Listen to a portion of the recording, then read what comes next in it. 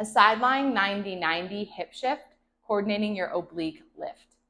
And be sure that you have this hip abduction sideline down before you move on to this one because they build upon one another.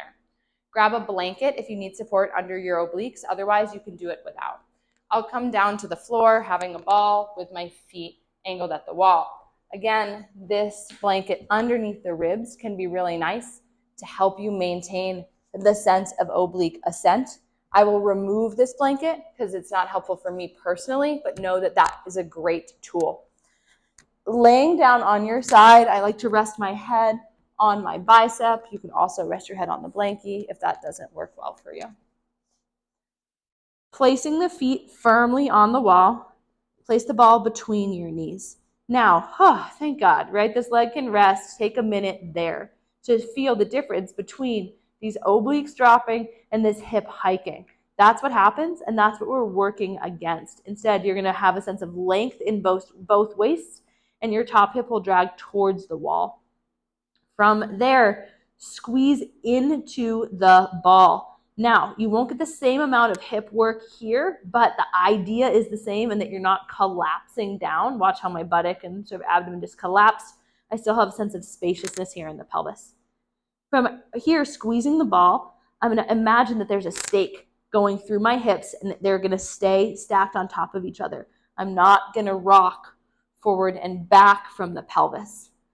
From that stable pelvic stack, I will shift my right knee forward and then shift my right knee backwards.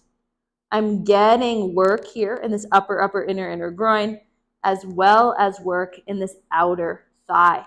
My obliques are lifted here, not braced, but just gently ascending because this hip is working. As you shift back, it can be nice to reach this top arm forward. And then as you shift forward, it can be really nice to reach this top arm back. You want to add that. This version can work well for your head. That's a lot of coordination, right? So build as you can, right? And the focus being in this hip crease is moving in and out of the socket. Picture the femur, right? That thigh bone with the ball at the top, and then picture the socket of the hip. You're moving that femoral head, that ball, in and out of the socket, but the socket itself is staying pretty stable because you're not rocking the pelvis back and forth.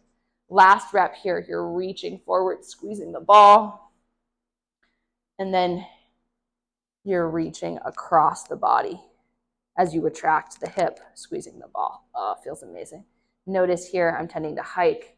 Can I still maintain length? And down you come. So building here, either with the rotation of the upper body added or just sticking with the hip shift. This is one you'll come back to again and again. So note that if you just start with, can I simply work on having the hips be stacked and that's it, awesome. Otherwise, if you want to add the rotation in the upper body, that can come later. From here, squeezing, and I'm squeezing the ball. I get a sense of ascent, and I'm lengthening my top hip towards the wall. Now watch here. I'm not rocking, right? Instead, you'll see my hip pull forward. I'm getting a depth in my right groin, and now my hip will pull back. I'm getting some creasing in my left groin. And by depth, I literally mean like the groin is deepening towards the inside of the body. Good. And you'll just do 5 here. And I'm slowly shifting back while squeezing the ball. Upper, inner thigh is working. And I'm sort of lubricating and buttering up the hip capsule. As I reach this top knee forward, maybe you can open the thorax and rotate. And then as I reach this top knee back, maybe you can reach in the opposite direction, right? Getting space back here and in my groin. 2 more with me. Reaching forward and rotate. And then close the book of the arms as that hip shifts back. Again, tempting to kind of collapse here. Watch the difference. I can shift back and maintain a sense of lift in this side hip, which is why it's related to that abduction exercise. Maybe just hang out there for a minute. Breathe some space into your posterior pelvic floor and your mid back. And then out you come. It's common to cramp in the hips in these exercises. If you initially start cramping, my hope for you is you just stay the course. You don't have to keep working as hard, but don't come out of the shape. Just breathe through the cramp.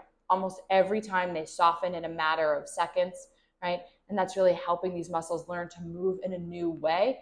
Again, they might spasm a little bit as they're learning, but it really will diminish with time.